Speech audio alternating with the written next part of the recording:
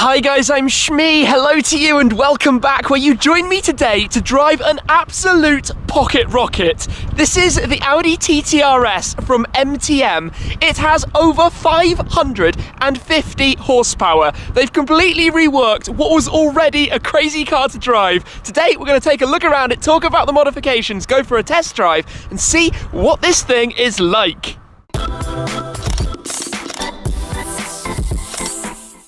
I'm sure that you're more than familiar with the Audi TT RS. We've had a good look at it before now because I went on the press launch in Spain at Jarama and got to drive it on track, and also followed that up more recently with a few days to get to know the car out in Dubai. And it is immensely capable and very, very fast. And that is before you go to MTM and add this package that we're going to take a look at now. So the standard TT RS has 400 horsepower. This car has 552, 152 horsepower more. So that comes from new turbos, a new intake system, but that is not all. So of course it needs a new ECU tune, but even MTM have adjusted the Haldex system to give it more rear bias braking. They've put new Club Sport suspension on the car. It has a new lightweight exhaust system, which sounds awesome. You're going to hear that shortly too. But let's actually come around and have a look under the engine bay, because I think we should really talk about what's in here. The 2.5 litre 5-cylinder turbo engine that this car has normally, with 400 horsepower and 480 newton meters of torque. But in this car, we have that 552 horsepower figure and 650 newton meters. But look at it, it's got the nice finisher to start with, but look at this carbon fiber intake. That is a work of art, a beautiful component, and obviously allows airflow through the engine, much more effective, and helps get some of those gains, 152 horsepower and 170 newton meters of torque. So in here, 0 to 100 kilometers an hour, especially helped by the four-wheel drive system and the 7-speed S-tronic double clutch gearbox, 3.3 seconds, and a top speed of 300 kilometers an hour, 186 miles per hour. This is one very, very quick 2.5 litre engined hot Audi sports car. Those figures are all just crazy. So cosmetically finished in Nardo grey, but otherwise left unchanged. It has a new braking system as well, so 380mm brake discs. MTM's wheels, so you can see the Nardo edition wheels on this car that are fitted with Pilot Sport Cup 2, so some sticky tyres. Sticky rubber always helps, obviously, out on the track. The four-wheel drive system, as standard, obviously gives you grip and extra performance also just from how quickly you can get out of turns, but all reconfigured and reworked, adjusting that standard system. And then you come around the back, other than the MTM badge there on the deck lid, new exhaust system, MTM badged on the top, but we'll hear more of that in a moment. It's actually very, very cold and chilly, as you can probably tell where I am right at this second. So let us come around and step in here, where we've had a full detailed look at this before, but just to remind you, we've got the digital cockpit that illuminates there as I step in. Let's pull the door to, and I think hit this button and get it started up.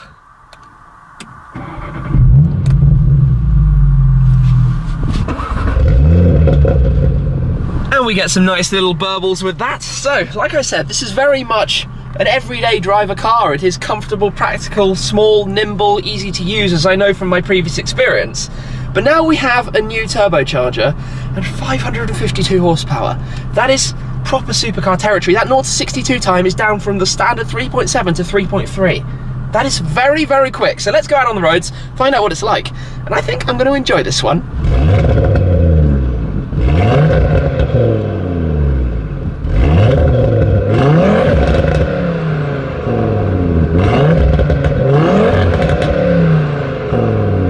The thing with this car is that when you just get started and drive it normally, it is genuinely one of the easiest daily cars to drive. You have a great seating position, good visibility all around. It's a very small car, so it's super easy to position. You've got great technology.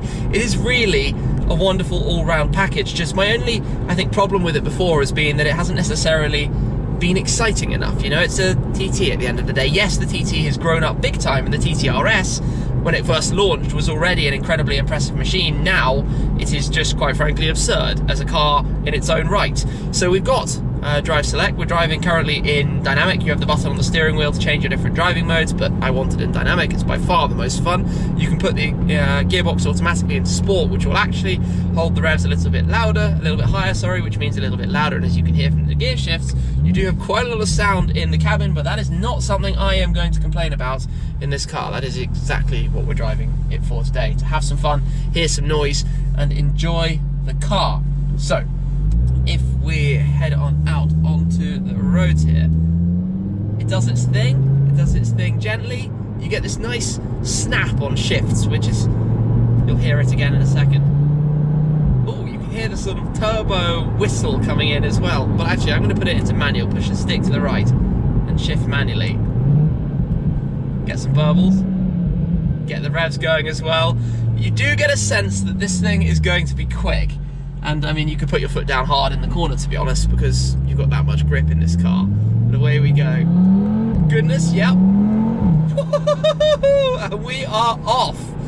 Speed limits, obviously, quite relevant. You can get there very, very quickly in this car, because it's not even just the 0 to 62 miles an hour or whatever it is time. It's also the in-gear acceleration and pull. And just to play with this, if I drop it down slightly, second gear, it flies. That is crazy how much acceleration it has there and how quickly it can pull away. And a slightly open bit of road. My goodness! What is this? It's a TT and it does that! Wow! Okay, so you feel an awful lot of the torque. There's definitely, obviously, more of the power up towards the top end of the rev range the way it's configured. But that is savagely fast for something that's this small. It sounds pretty good too, as you build up the revs. And then when you lift off, you do get these very nice burbles, which is the thing that's engineered into the standard car as well. But it's so quick. Yes, the power is not immediate. The power is not like go, go, go, go, go, instant. But when you do go and you're on it, it pulls away so fast. I just can't believe how incredibly impressive and capable, I know to use the word, or to overuse the word perhaps, this car is. The standard car is already a brilliant thing, and I noticed there, just letting the revs drop down a bit, obviously you get some reverberation going on because it's a noisy exhaust system. I can't imagine what it sounds like outside the car. I'm driving with all the windows closed. It's a switchable exhaust system. You can change it and make it quieter should you prefer, naturally. But yeah, driving like this is quite entertaining. If we go the other way and we put it into comfort mode and we make everything get a little bit quieter and more automatic-like, yeah, the sound is not anywhere nearly as intrusive. You've got your nice virtual cockpit to look at, the digital display. I particularly like Alcantara steering wheel, so I like that a lot about this car. And now you're just in a normal Audi TT, right? You know, it could be a small diesel-engined, discreet, hidden vehicle that nobody would recognise or stand out. Now for everyone's favourite bit, the German Autobahns. So fingers crossed we have some de-restricted sections and they're not too busy. Obviously I will want it back into dynamic mode so that we can get the most performance. We've got the gearbox in sport. I think I'll leave it in automatic for the moment because it's pretty responsive and predicts what you want, downshifts ahead of time, etc, etc, which is basically exactly how you want this kind of thing. But let us hope when we pull out here we're going to have the ability to put this car through its paces. Instant power to pull away there, just as we shuffle between the trucks to escape out into the open lanes. Okay then, here we go. Oh, straight away, foot down. Lots of pull in fourth gear here. Wow, up towards the top. 200 Ks. 230 Ks like nothing, and I backed off a little bit just for the corner. Okay, we've done 255 kilometers an hour already, and it got there completely no problems. Kick down, off we go. This is the kind of stretch I was hoping for. Straight roads, ability to just see what the car can do.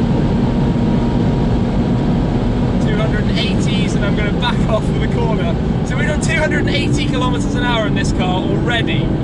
First impressions driving this on the Autobahn for such a car are incredibly impressive. I mean, the standard TT RS, 66,000 euros is the, I think, base price here in Germany. It's nearly 60,000 pounds in the UK, especially if you've spec'd up one with decent options. So this package is 30,000 euros on top, which is a large proportion of the value of the car, it has to be said. But when you think about how much performance it gets, honestly, I just accelerated quicker in an Audi quite a few of the supercars that I'm often driving. So we can downshift, drop the gears, empty road in front, and away we go. And I love the shift lights when you get up towards the top of the rev range. Oh, it's automatically shifting up on me there.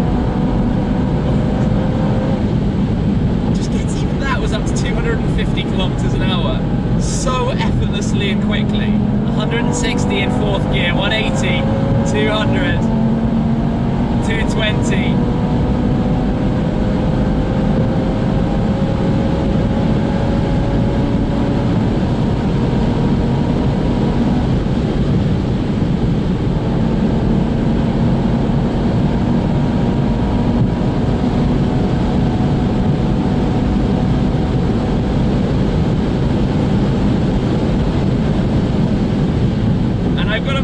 So we got to 298. Yeah, I definitely needed to back off, but that had 300 in it easily on the dashboard there. It might have only been to 298, but I think it's fair to say that this car has 300 kilometers an hour in it easily, 186 miles an hour.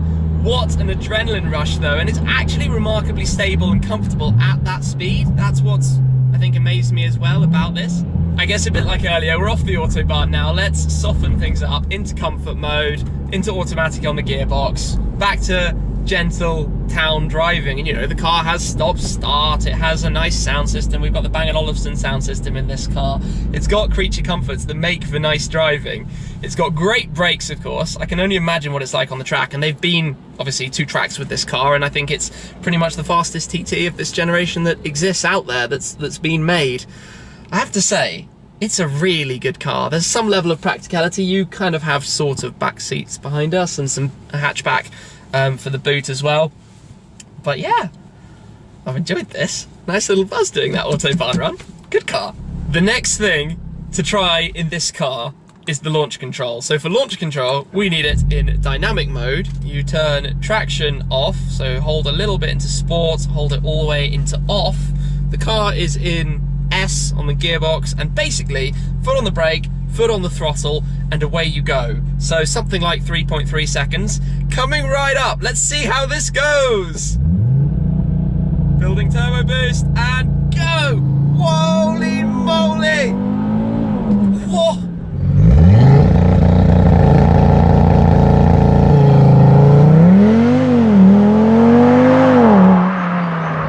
That was 100!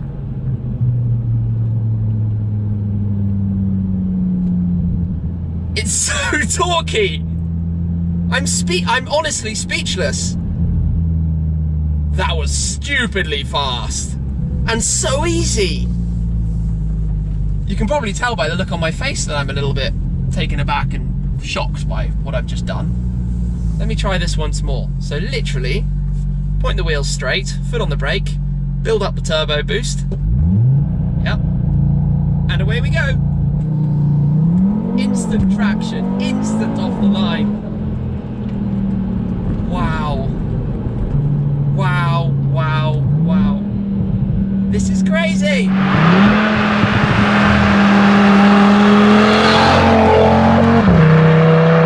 Well, that was absolutely nuts, and I've taken a moment to let it absorb and sink in quite how quick this little thing was. And I mean, it's 1,500 kilos or so. It's no super lightweight, but it's nimble, it has all-wheel drive, it gets moving fantastically fast, and it goes down the Autobahns fairly quickly as well. But let's have a quick whiz around the interior of the car. We've seen it in quite a bit of detail before, but it's always a bit of fun to have another quick little look. So I'm going to open the window for a moment, actually, because I want to just hear a little bit of this now that the engine is very warm.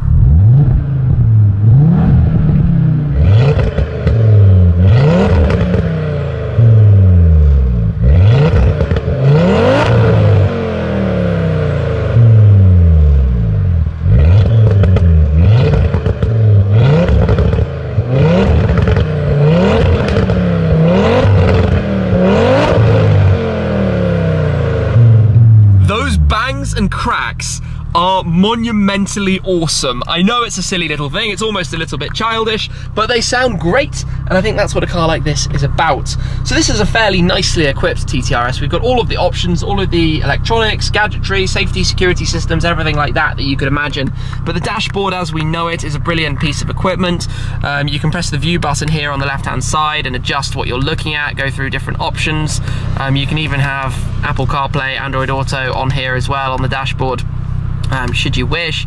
So that all, I mean, it's set in German, but all does the job more or less exactly as you'd expect it, scrolling through the different screens, different displays. I like the central display, but then you can still have, let's say over on the left side, various bits of information to do with your navigation, or on the trip screens, you can have the Audi RS information. Obviously this is slightly challenging for me because of the language, but you can have G sensors and stuff as well.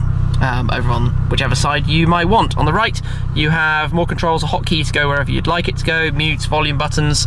I like having this drive select selection toggle there, and the start stop button, of course. Drive select lets you customize how you have various things configured as well, so you can go into that and go through and set it all up.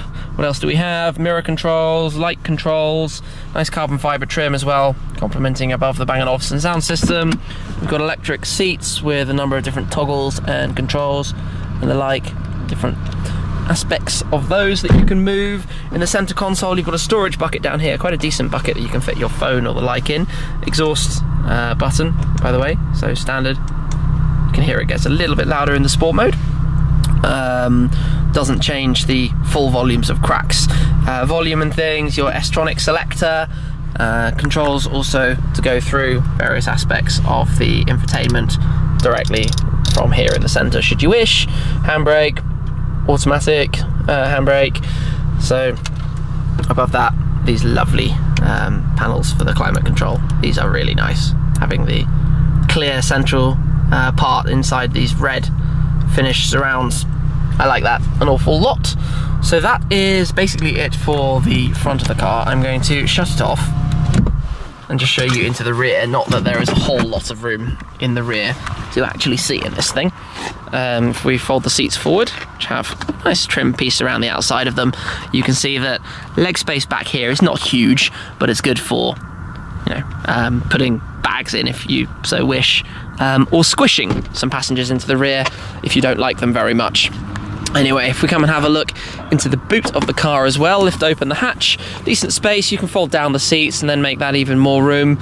But back here, you'll fit some stuff, not huge amounts. You've got under tray as well, the cargo net, which always helps to stop things moving around if you have, a laptop bag or something on you.